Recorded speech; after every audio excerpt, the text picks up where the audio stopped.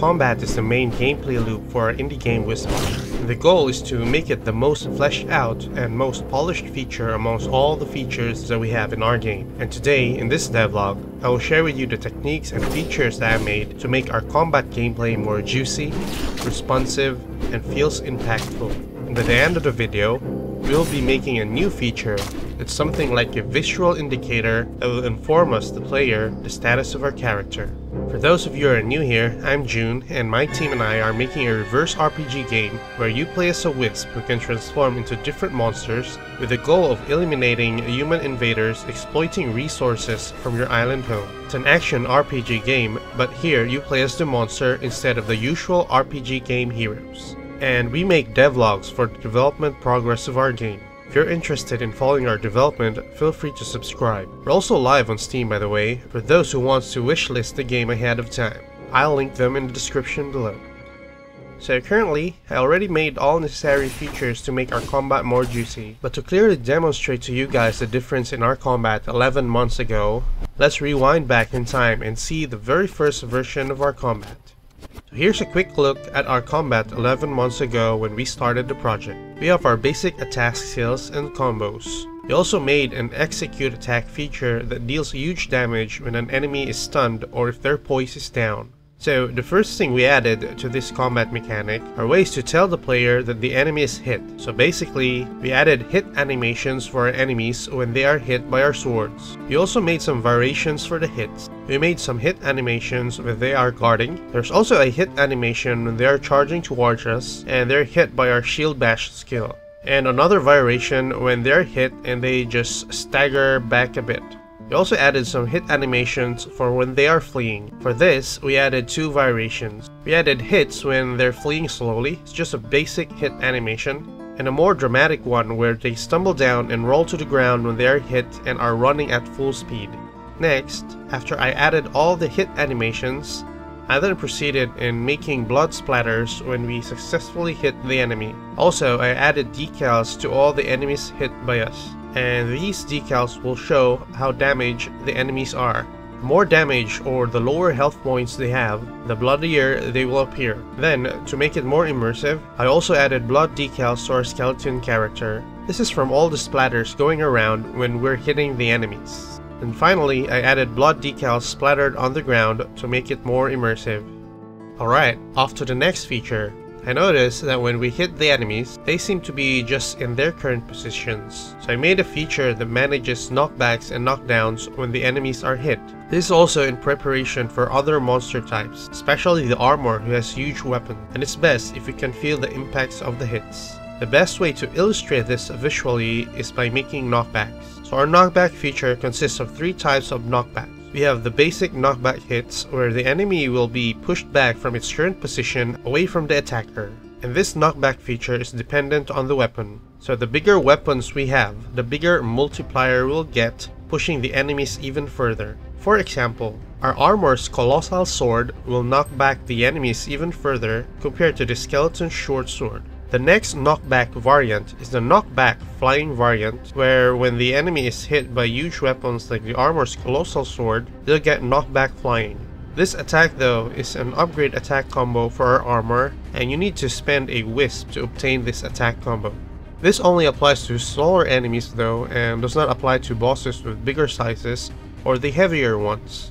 Next, we have the knockdown variant, where the enemies will get knocked down by our hits. This is clearly seen by using another attack combo from the armor's colossal sword. This will pin the enemy down to the ground, dealing huge damage, and sometimes maiming them after they're hit. This skill is mostly found in downward attacks done by our monsters. Another example is from our overgrown tree creature that has an attack combo that smashes the ground, pinning the enemies down, maiming them. Next on the list to make our combat more engaging is to add camera effects. For this feature, we'll need two effects. One is camera shakes, and two is a slow motion effect when we hit the enemies. For camera shakes, we just need to add a purling noise to it, and depending on the weapon size, we will adjust the value of the shakes. The bigger hitting weapons should have more intensified shakes compared to the smaller ones. As for the slow motion effects, we'll apply this during hits. We want this so that the player will have time to visually process the hits. So for regular attacks, we just want to have a subtle slow motion effects. So we just need to tone it down to just a barely noticeable slow motion. As for the execute attacks though, we need it more to be intensified to add dramatic effect. This will give a satisfying blow, especially after chasing the enemy when they're fleeing, or after an intense battle. Last on the list is to add sound effects. Apart from seeing visual feedback from the features we've just made, we want to hear them as well, so we'll be adding sounds to it. First, let's add a variety swooshing sound and randomize it. This is a sound indicator that will inform us, the player, that our sword has been swung. Also, it will alert us if we did not hit an enemy. After this, let's make the hitting sound. You want to have a combination of metal hitting an object, a swoosh effect for when we move the sword to initiate a hit, and a blood splatter. So here's a combination of these sound effects. Sounds good. For mercenary guards that has armor, we should play a sound effect that sounds like we're hitting metal plate. Let's also add a blood splatter to it. Then the swooshing sound effect. Then we'll make variations for it. Alright, it's now more believable when we're hitting armored guards this way. Next on the list for sounds is feedback when we're hit. So just simply copy the previous features for the enemies when hit, like the knockbacks and the hit animations. For the camera shakes, let's just leave it be, so that the player screen will not shake a lot when we're hit, but only make it shake when there's a critical hit, like when we're braking. Same goes with the slow motion effects. Now for the hits, Alex, one of our sound designers, made a skeleton hit sound effect. We'll just integrate it to our hit function, then randomize variations of it. Let's test it.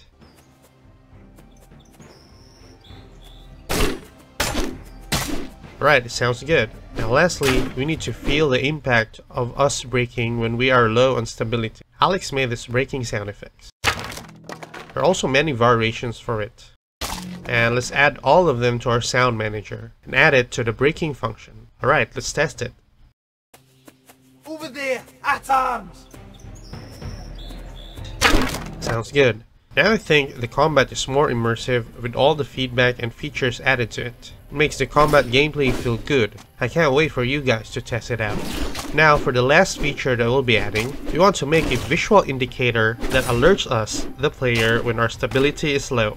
We want this so that the player will be informed that we are about to break our skeleton. This way, the player will have options on defending himself to regain back the lost stability.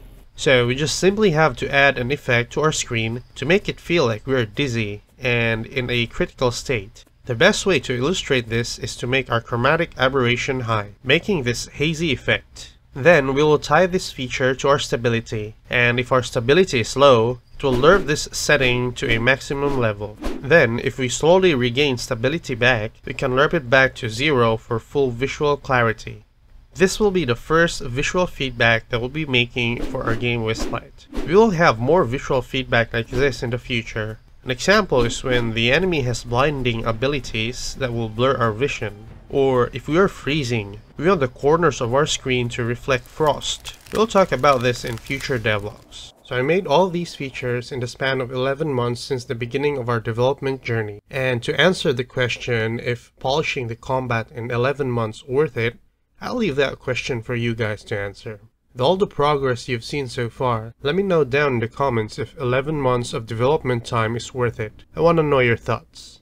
Alright, by the way, I would like to thank my patrons for supporting the development of Wisplight. Currently, our patrons are the ones keeping the studio afloat, along with some volunteers helping out with the project. So I'm very grateful to have you guys supporting the team. For those of you guys who want to support the development of Wisplight, I'll leave a link to our Patreon page down below. And for those who want to volunteer, let us know in our Discord server. We'll find some tasks that match your skill set. No promises though, since there are a lot of volunteers helping out with the project already. So in the next devlog, we'll make our already smart enemies even smarter by giving them the ability to communicate with each other. Call out, lads! Coordinate! Let's give them voices. Come from around! Don't let it get you alone!